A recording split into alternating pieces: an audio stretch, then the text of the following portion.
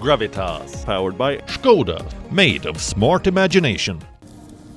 We're now joined by our correspondent Anas Malik. He's back in Kabul. He was in Panjshir earlier today. Anas, you were in Panjshir a few weeks back before the fall of Kabul when you were traveling to various provinces in Afghanistan. And you were back in Panjshir today as the Taliban launched the offensive and declared victory. Tell us what you saw. Well, yes, we were there on the 2nd of August, and on the 2nd of August in Panjshir, the militia was preparing to give a tough fight to the Taliban. We met school-going children, college-going children. We ran that report as well, where we met former Mujahideen leaders who were training their own children to pick up arms. The training used to take place between 6:30 a.m. and 9 a.m. in the morning, and after that, those who are being trained used to go to the college.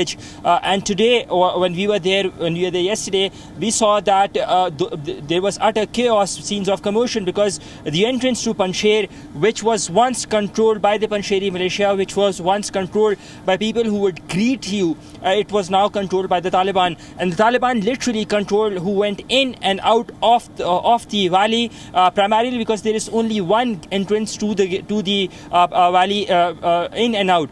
So they would be issuing special permits. They would be checking your tazkiras or your IDs. If you're a Panjshiri, only then you would be allowed. If you're not a Panjshiri, then you would be needing a special permit, and that special permit too would be subjected your entry would be subjected upon the mood of the local commander. If he is in the mood to allow you in, then you go in. If he's not, then you are stuck, or he would ask you to go back all the way to Gulbahar. That's another 25 kilometers from the valley of Panjshir. We saw people moving en masse on foot because there was no transport that was available. I had access till Annaba, the second district. We were in Shutol, and then for a while we were detained as well by the Taliban because they said that we did not have special permits. In fact, it's not just us. Another foreign media team was detained today for about 1.5 hours.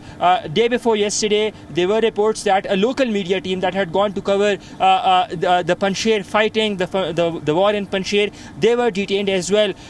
There seems to be utter disconnect between the Taliban's top leadership here in Kabul, which has been reassuring the media for freedom of press, and those who are there on ground.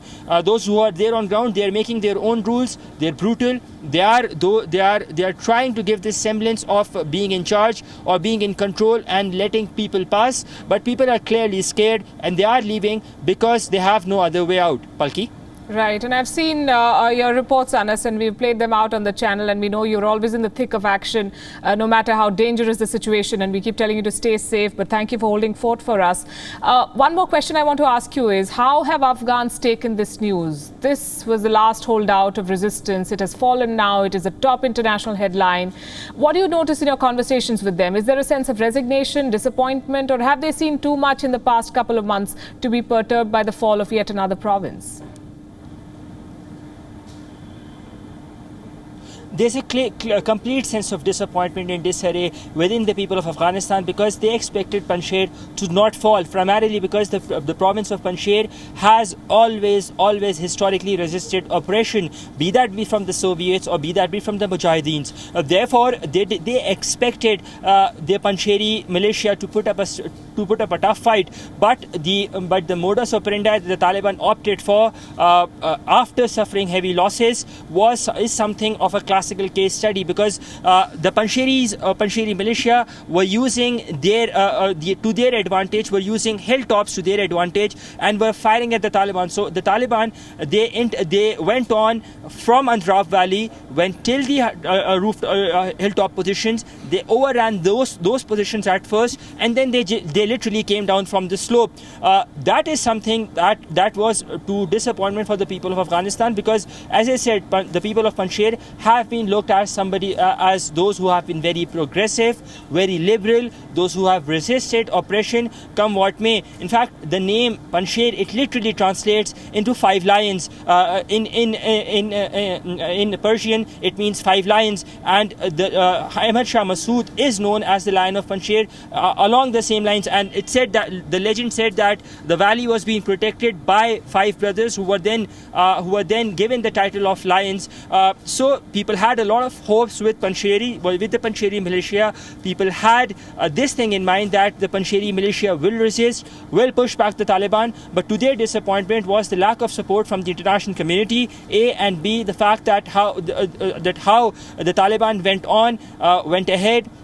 Their modus operandi, and then reinforcement that came in, because we understand that there were a lot of ammunition. When I was there on the 2nd of August, we reported that as well. They were not short of ammunition. They were short of manpower. There were about 5,000 to 6,000 people who were trained, and those were clearly outnumbered, given that the Taliban they were continuously sending reinforcements. Both sides were suffering losses, but clearly the Panjshiris were outnumbered when it came to men on ground. Right. Anas Malik, thanks very much for bringing us that update and for telling us what's happening in Afghanistan, the most important story that the world should be paying attention to. The fall of Panjshir, of course. WION is now available in your country. Download the app now and get all the news on the move. Gravitas, powered by Skoda, made of smart imagination.